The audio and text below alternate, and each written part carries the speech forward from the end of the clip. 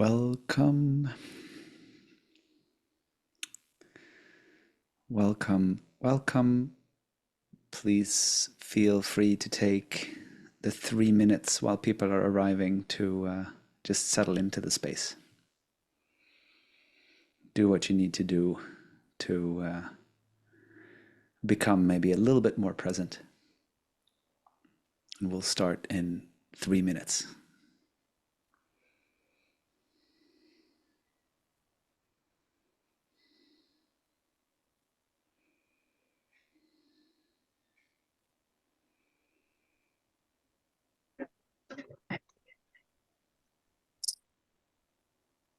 It's very good to see all of you.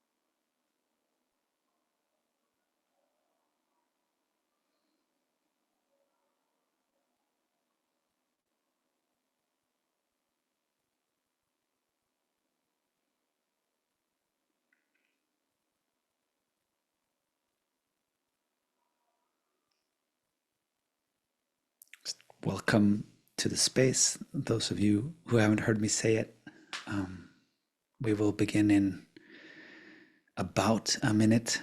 Just let people arrive so that all of us that are supposed to be here gets to be here. Just take the opportunity to settle in, sense into this space, although it's online.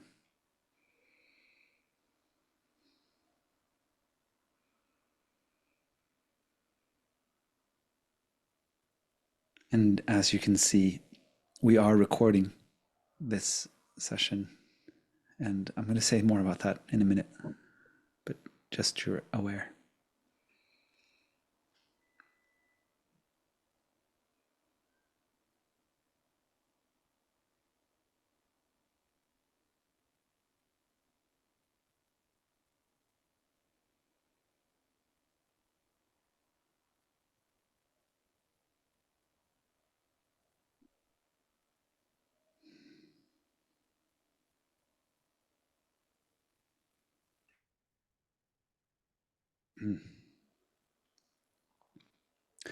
And so we're 3 minutes past, and that's when we begin. So we'll stay with that as well. So this session is going to be a little bit different than the previous ones. We'll do a bit more practice. And I still feel like saying that. We didn't talk about it now, Nils, but I think it's relevant that this recording that we're doing today, because there might be more sharing towards the end, this space is for us that's here. So if you, for any reason, feel like you don't want this recording shared, please let us know. And either in the chat during the session, or just responding to the email that I sent this morning, or reach out on LinkedIn or whatever it is. We don't expect you to be okay with this being shared, since you might be talking a bit more in this. So let's see how that goes. But just wanted to have that said. It is being recorded, and if you don't want it to go anywhere, we will not let it go anywhere. So please keep that in mind. I'll remind us when we come to the end of the session. If for some reason you feel like, I don't want this out there, then it's not going to go out there. So don't feel inhibited by the fact that it's being recorded. That's the invitation. And more than that, just welcome to the third session. And I'm going to hand over to you, Nils. Thank you. You get to be the clicker, so click away. It's good to see you guys and be here again. As mentioned, this is our third session, the third part. We're not sure exactly how many it will be, but it might be 12, so we'll see. And We are working for Innrwrks. As a reminder, we're a transformation lab and studio. Our focus is regenerative business, and the three realms where that is getting expressed is in infrastructure and tools that we are creating for regenerative business, open source, also as ventures, companies geared towards regenerative business in various ways, and as consultants. And the underlying or overarching horizon that we keep looking towards is a question that you've heard before. But as a reminder, the question that we are choosing to explore in our work is, how can we transform business to create the world we want our kids to live in? And we're on this little journey together with you. The sessions are standalone. They can be standalone, and they are also interrelated.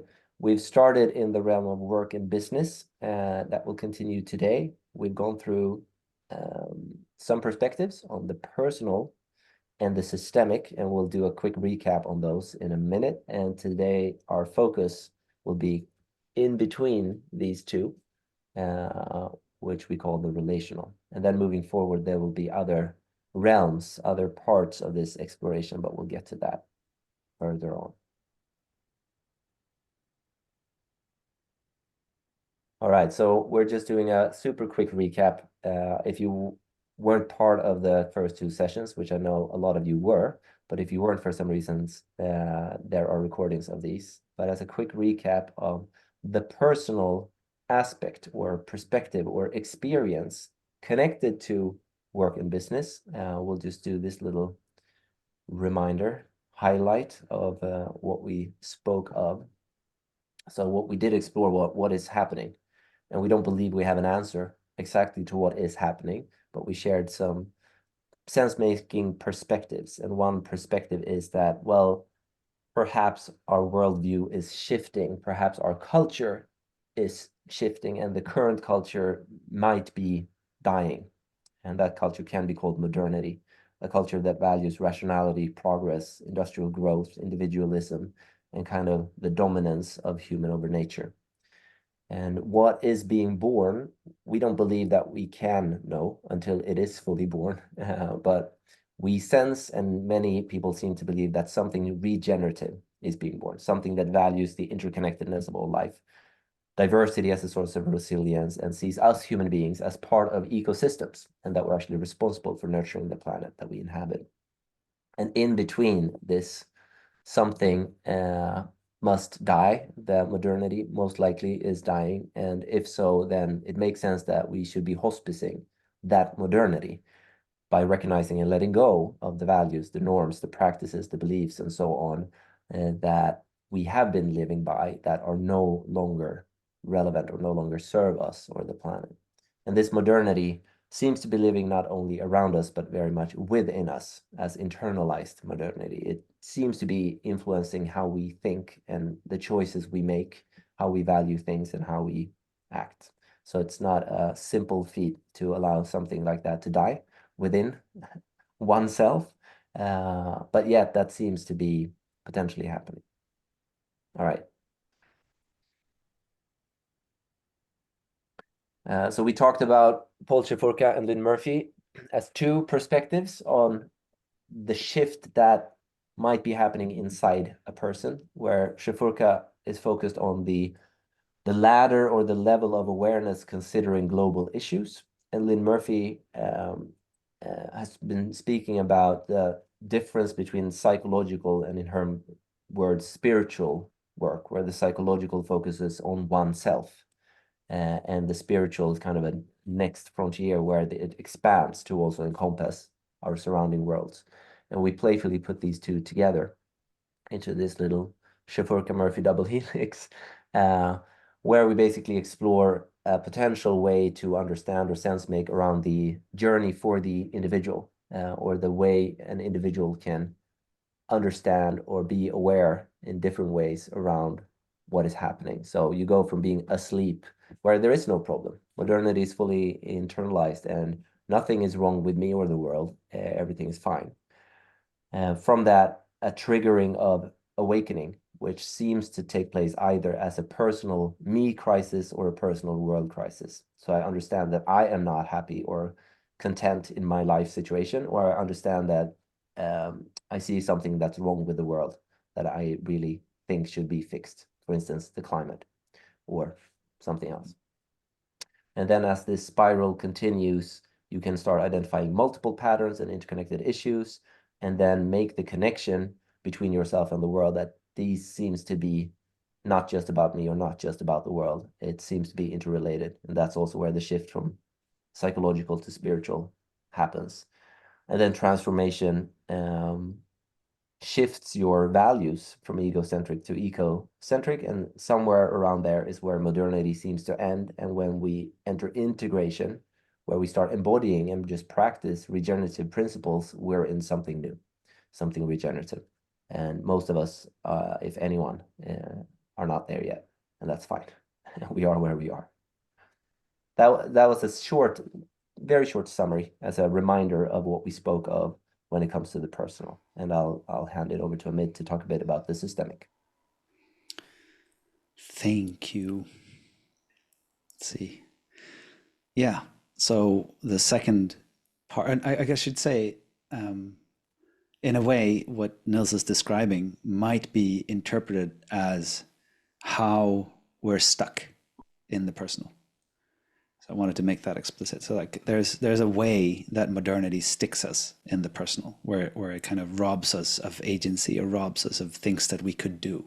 And then I'll be talking about the systemic, and unsurprisingly, I'll be talking about how we're stuck in the systemic.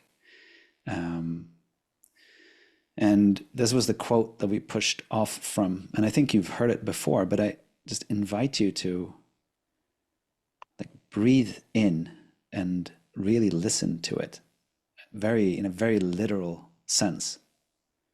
The major problems in the world are the result of the difference between how nature works and the way people think. So just an invitation to play with the idea that it's not like that, it is that.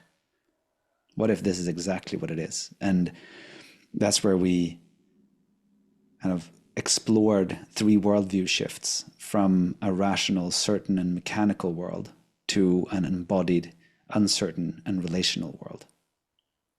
And we explored 3 bridges: a bridge of value, a bridge of risk, and a bridge of efficiency. And proposing that if we take that quote seriously, then perhaps what we need to do isn't kind of pushing harder or doing more, or but it's more like coming into a worldview that we know exists, or a world that we know how it works. So for instance, when we talk about value, this idea that value can be captured in money, that only price, only turnover, only top line or bottom line matters, and that is the whole reflection of the value that we are engaging with in business, or as a person, even as our salary, whatever.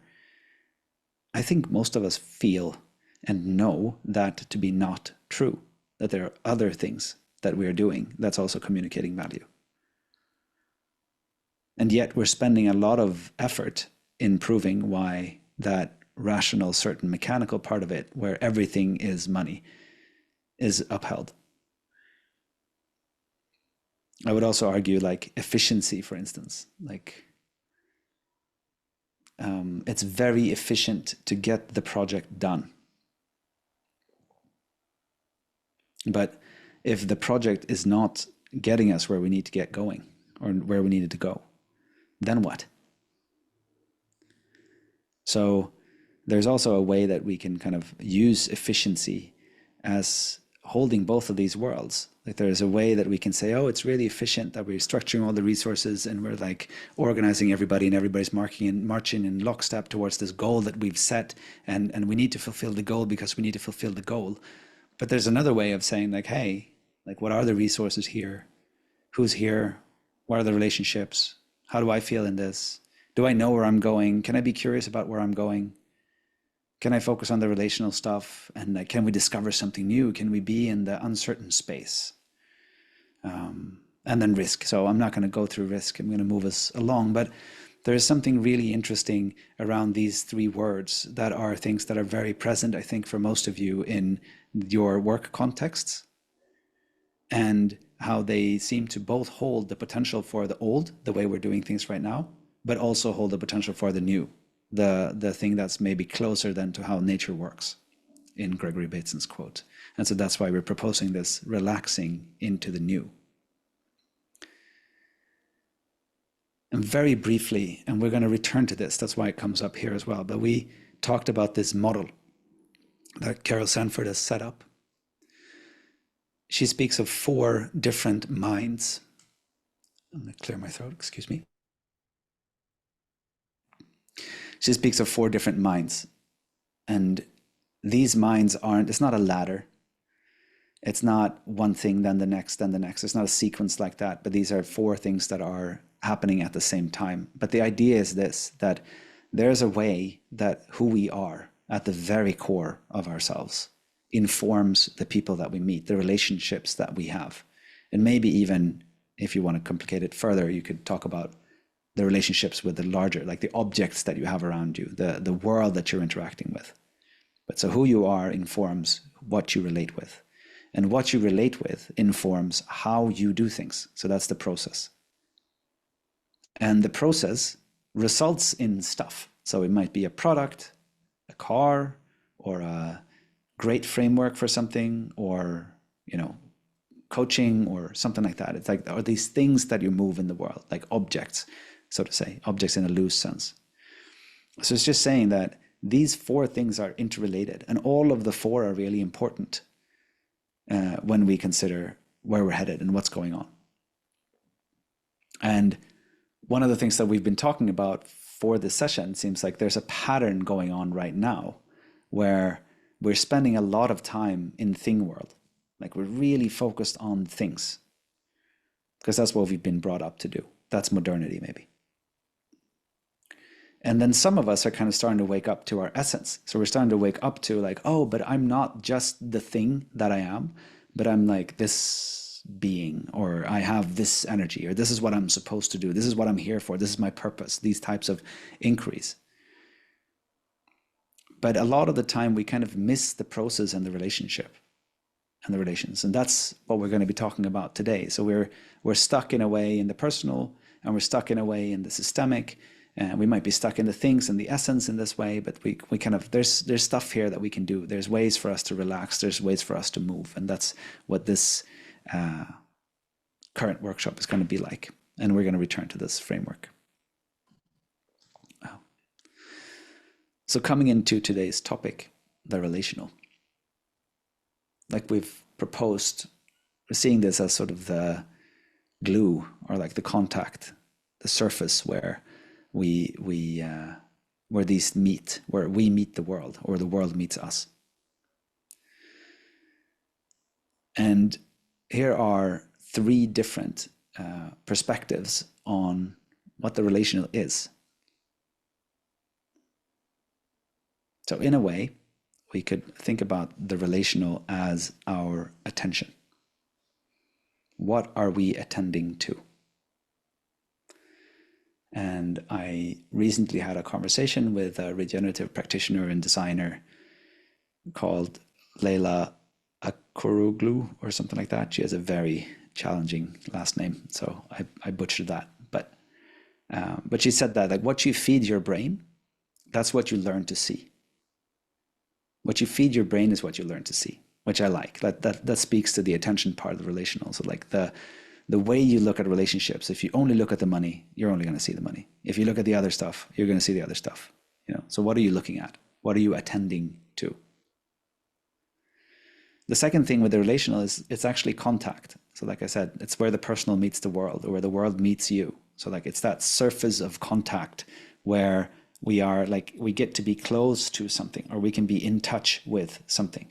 And that's necessary to change it, or to be with it, or to interact with it. Like it's really important to be in contact with something to be able to have any influence on it. And finally, the relational is an exchange. It's like, oh, I get energy, I give energy. I manipulate, or I receive, or I'm being manipulated, whatever it might be. But there's an exchange happening, and that exchange has an influence. So it's like it is an exchange, and that exchange has something to do with who you are, I think. So just working with these three frames of the attention, what we pay attention to, how we are in contact with the other thing, the other, even maybe, and how we exchange with the other, how we let that inform us or how we inform it. And with that, Nils, take it over. Thank you. Yeah, so the relational can be such a vast thing, right? We're not in any way saying that we can really narrow it down to one thing, but what we can do is explore it from various perspectives and viewpoints and entry points, if you will. So in one way, the relational is the thing between us, right? My relationship to you, the relations between human beings. But we also have relations to other things. My relation to a thing, for instance, the company that I work for, or the product that I'm part of creating, or the product that I'm consuming, or a place or an idea. So there are relationships connected to human beings and in between all sorts of objects and living things in the universe.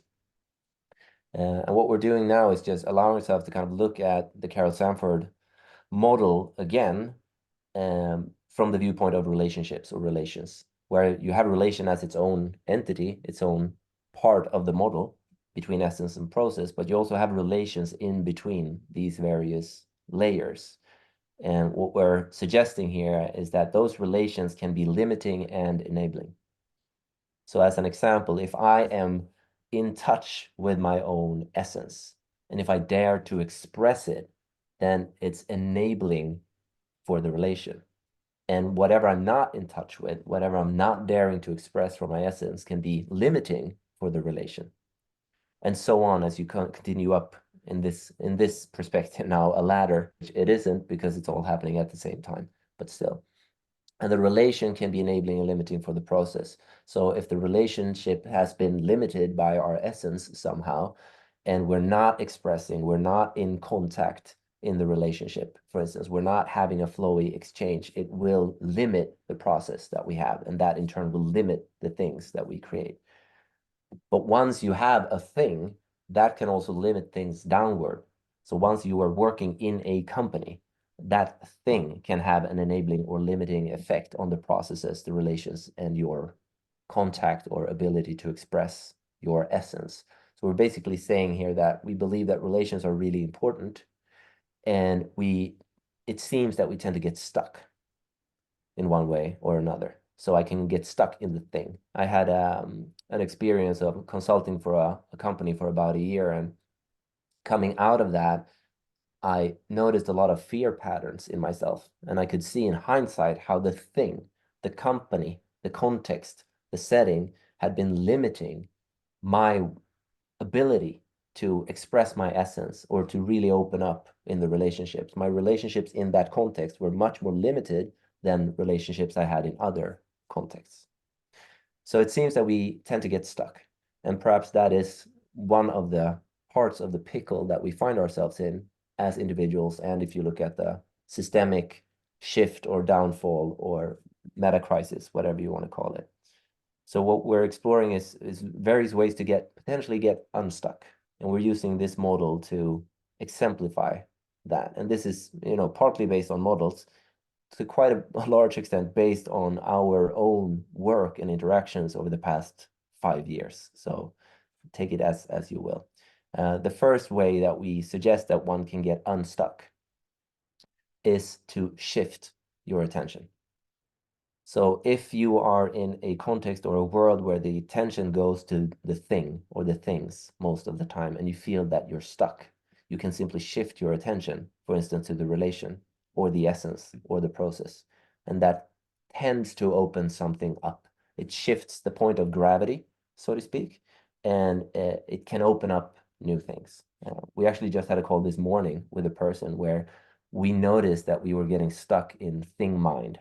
And we decided collectively to just shift our attention to relationship for the remainder of the call. And it opened something up, and the entire space shifted for us. And we didn't know where it would take us, but we got unstuck. So that's one way. Another is then quite rationally to establish contact. Are you experiencing that you are in contact or allowing all of these layers to be in contact with one another? Am I allowing my essence to be in contact with the thing, for instance? Am I feeling something, sensing something, holding a purpose in my life, but I'm not allowing it to be in contact with the work that I do, or the company that I work for, or the product that I'm putting in to the world? And just allowing those to be in contact and see what emerges is another way. And you can do the same with process and relations. So basically, as an individual, looking at, am I allowing things to be in contact? And then as a third, increase exchange. So how can I allow these things to kind of flow into each other to a greater extent? Not having to know what it leads to or where it is leading, but allowing exchange of energy, of information, of emotions, as just kind of taking from my own experience here in a meeting, allowing myself to suddenly not only shift my attention from things to essence, but allowing my essence to become part of the thing. And I don't have to know exactly why that is happening. I can start speaking about my relationship to my wife or my kids or how I'm feeling in my body right now, even though we are there to focus on a thing. And maybe there is information there that actually can open something up and impact the thing. And all of these things can sound, and perhaps sounds, very abstract if you haven't experienced them yourself. Ahmed, anything to add? Or should we just stay on this slide for a moment? No, I don't have anything to add. And I think that's why we're going to practice now. That's the next thing on the agenda for today, is to actually practice these things.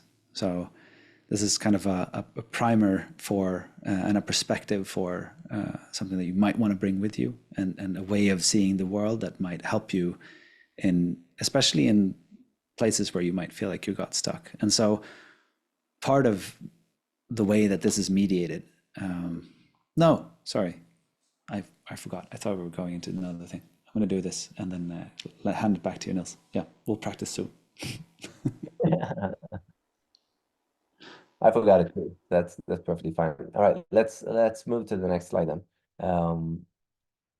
So we believe that there is potential in this attention, contact, and exchange, whether you choose the Sanford model or any other model, or just, your own experience of life, that there's more potential when we shift attention, establish contact, and increase exchange. And one way to kind of locate that potential can be to explore the question, where am I not fully relaxed? So it could, for instance, be in my relationship to the thing that we're creating. Am I fully relaxed in my relationship to the thing, to the company, to the product, to the service? Or am I feeling any kind of tension there? Or to the process that we are embarking on, or in our relationship, or in my contact with my essence? Am I fully relaxed in all of these layers or not? And what we're suggesting is that wherever you're not relaxed is where you're stuck, and that's where the potential potentially awaits. And that's what we're going to practice a little bit. Yeah, that's where the potential potentially awaits. Yes. So what's mediating this stuff? A lot of the stuff that we're talking about, like Neil said, might sound abstract, but we're doing it all the time. And the way that it's communicated is, of course, the communication. And so just this perspective is like, communication is not about what's said or not said. Communication is what's possible to say. So that's sort of another framing of what we're trying to point to here. If you can consciously shift yourself along these things, along this framework, then that will give you opportunity to move. If you could shift the system, if the system could shift itself along the Carol Sanford sort of these different aspects, then there is possibility to move. But the way that we do it ourselves is the communication. So, and just sort of another perspective, and this quote I think is very familiar to most of you, but it's like, It's just to remind us, like, this is not intangible. It's like if you go to your parents or hang out in your closest intimate family, I will bet that most of us are not all that we could be. We are not the most enlightened selves. So relationships really influence what we can see, what we can do, what we can say. And so here, I'm going to send you into a breakout inquiry. There will be pairs, and in the pair, this is the exploration. What are you not allowing yourself to say right now? So you will have in total 4.5 minutes. So it'll be 2 minutes plus 2 minutes, where one person, the one with the longest hair, asks the person with the shortest hair, what are you not allowing yourself to say right now? And the person with the shortest hair gets to either answer explicitly or just simply kind of listen to their own internal answer. If it feels too personal to actually say, to make explicit, then feel free to just kind of not answer, but like give a nod when you've heard your own internal answer. It's like, what is this relationship allowing you to say? What is this relationship keeping you from saying? That's the exercise. We're going to do this one time with one person and then another time with another person. So that's the rhythm here. 4 minutes, 2 minutes each. Person with the longer hair asks the person with the shorter hair. And once you've gotten a nod, you keep asking the question. So you repeat the question. What are you not allowing yourself to say right now? What are you not allowing yourself to say right now? And Nils, you want to add in? Just a small invitation to not judge the relation, but just be with it. Just notice if you notice a limitation or not. And to your question, Ola, about the relationship to the person in front of us, we're just kind of playing with the idea here that who we're with in the room is going to allow us to say certain things, and we're going to kind of self-regulate. And so just notice your self-regulation. So of course it doesn't have, if you just met the person, it's not going to have anything to do with the other person. It's just going to have to do with your own inner dialogue. But this is just a way of revealing what we think we're allowed to say and what we think we're not allowed to say. And notice maybe if there are any emotions that get activated or triggered. Like, how does it make you feel to say what you don't think you're allowed to say? So I hope that's clear enough. And I'm sending you out. See you in 4.5 minutes.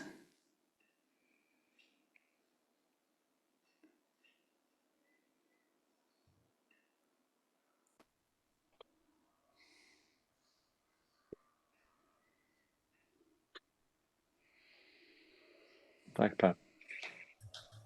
Very good to have you back. I wanted to invite a few voices or reflections on how that was. You don't need to report, but how did you feel? What did you notice? Was there a difference? Things like that.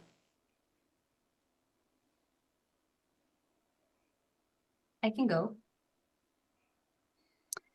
I think it's beautiful to have these types of conversations, and it's also really difficult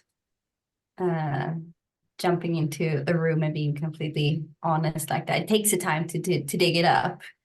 For me personally, I think it comes with the guilt and shame and a bit of fear of saying the right things. I think this whole subject of wanting to being part of a solution in the discussions that we had, because I think it's interesting to report still that there's a lot of things that we're not being honest with, like the guilt and the shame we bear ourselves in wanting to do right and wanting to be right. Is it okay to go on a vacation? What are the sacrifices that I need to do to be part of the solution and to be part of this systemic shift that we so much want? Is it okay for me to want more? How much can I want in life, from life, but also sustaining life? And I think that comes with, for me at least, it comes with guilt and shame. And that's something that I'm afraid to talk about to myself, but also to others.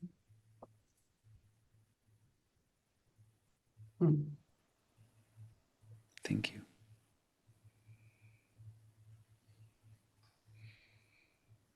I can go. I think that we talked about the fear of being judged as being very like potent and very like relevant in this case. And the fact also, as the previous speaker mentioned, that the fear of being like the shame and guilt, and also like the theme of perfection, like wanting to be perfect without being vulnerable. So those kind of things really mattered in conversation for me. Thank you.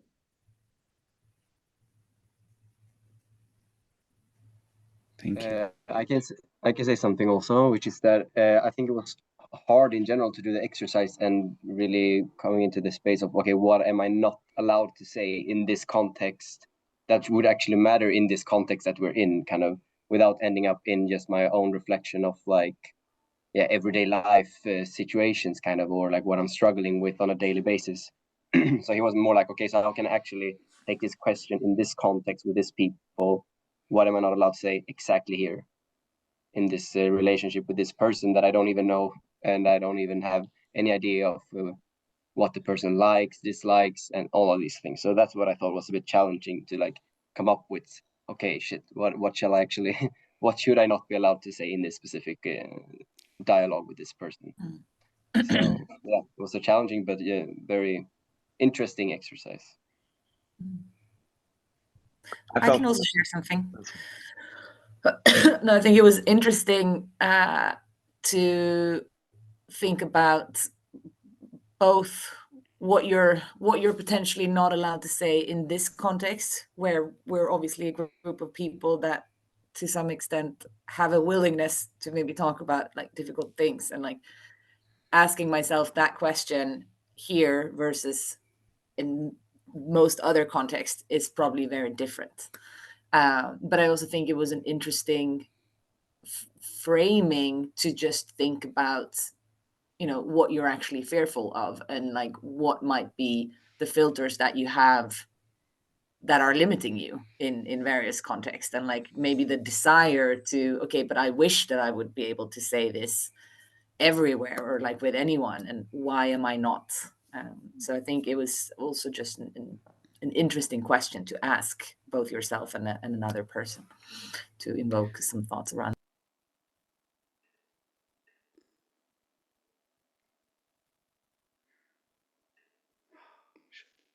I felt stupid and angry. Angry because I wanted to understand like where what is it in relation to who, what am I not allowed to say? And I recall that you said it's, you know, internal, because the person in front of me is is new and unknown, but I didn't quite land in there. So and was that the point? Was the point like presencing? I don't know. And I'm still pissed. I appreciate the pissed offness. And I think, you know, and just as I have the curiosity that I have is if anybody wanted to kind of reflect on, like, was there a difference? Did you perceive a difference between person one and person two? That's a question that's alive for me. And then I can maybe talk a little bit to the pissed offness and see if we can kind of wrap this up and contextualize this in a meaningful way. But that would be the last voice. Was there a difference? I perceived a difference. The first person said that he was used to asking challenging questions, that people would get pissed off or like feeling being judged and stuff like that. And the second person was more like open and like more receiving. So I felt a difference in my openness. I felt more open in the second session. I'm going to bring us towards a close. But I wanted to reflect on what you were speaking to, Ola. And I think, of course, it matters how you come in and like how you perceive this context, to your point, Anna. Like, you know, is this a context where I'm allowed to say stuff? Like, what are the rules in this context? What if, you know, we would all be here working in a context and our job depended on it, or our family depended on it, or, you know, whatever it might be. That there are all these things that come into context, which is, you know, you could also say then the systemic. And of course, what you were pointing to now, Stella, like different people, you just kind of instantly know something. And with certain people, you might be more open or feel more competent or more able. And with other people, that might be different, so to say. And then, of course, the invitation is also to look at, there's a story sometimes of people saying, I meet it when I'm coaching, that say like, oh, I didn't say that because I knew that they couldn't handle it. It's like a very interesting thing. It's like you're censoring yourself because of something that you are sure that someone else. And then the question is, of course, like, is like the Katie, like Byron Katie, is it true? Is it true? Like, how can you know? Can you be sure? Can you be absolutely sure that this is not allowed right now? And again, from Nils's mind, exploration has been, you know, when we get stuck in relationships, when we don't get further, to present something personal or present something that's out of context in a conversation usually shifts something. Is it the right way? Is it the way that we were supposed to go? I don't know, but it does get us unstuck. Like usually there's a path that appears that's different from the one that we were on, and something happens. So it was simply an exploration of that. And I think depending a little bit on how used to listening to our inner voice or whatever we are, this might have been a more or less useful exercise. Don't know. But I'm going to hand back to you, Nils, and let you close. And I'm going to share the screen again. And I'm just doing that. We're skipping the other thing, just so you know. That's the right thing to do. Yeah. So where we are in our exploration now is that we covered this first layer, this first perspective within perspectives, so to speak, connected to work and business, the personal, relational, systemic. Once again, we don't believe that we have any answers or solutions here. This is merely a way to explore and sense make around what is it that we are experiencing. And perhaps we don't have to know, but the exploration in itself might get us somewhere. Next up, we'll kind of close this off with a fourth session where we'll be looking at a tool, in this case, the RCO, which some of you might be familiar with. If not, it's an organizational design or an organizational structure that kind of speaks to the personal, the relational, and the systemic. We don't believe it's the solution. We believe it's a hypothesis that might get us somewhere new, that kind of breaks something. In the slide that we skipped now because we didn't have time was the question, how do we break silences? And that's basically what we were practicing today, that we tend to sense that there might be something unexplored, unexpressed, unsaid in a context, and those things might just have a lot of potential. And the personal and the systemic seems to have quite an impact on what can be said, what do we dare to say, what feels right to say in the relational space. So the RCO is just one tool that can potentially help us with the systemic and connected to the personal. So perhaps it's a container, in this case, in a work setting, an organizational container that allows for more of the relational exploration and flow, where we believe that there's more potential. And for that, we have a date, but for the continuation, we don't have dates yet. So the RCO session will be on April 11th. And then the continuation of this entire series will have more dates as we move into the two consecutive parts, which will also be ended with exploration of specific tools that one might find useful. And I think that's all we wanted to say. And now we are on time again for once, so I think I should shut up and just say thank you for exploring this with us. And Amit, if there's a word or two you'd like to add before we go, then feel free to do so. I would like to add that if you, for some reason, don't want this recording to appear online, let me or us know in the next, like during the day today, so that we then it won't go anywhere. Because there was a bit more sharing here, and maybe not as much as we thought, but nonetheless, I wanted to just honor that. So if you have an opinion and you don't want it to go anywhere, just let us know. And otherwise, just thank you very much for showing up. We hope to see you again. And yeah, have a nice Easter. Thank you. Happy Easter. Happy Easter. Bye. Bye. Thank you. Thank you. Yeah. Thank you. Bye bye. Bye.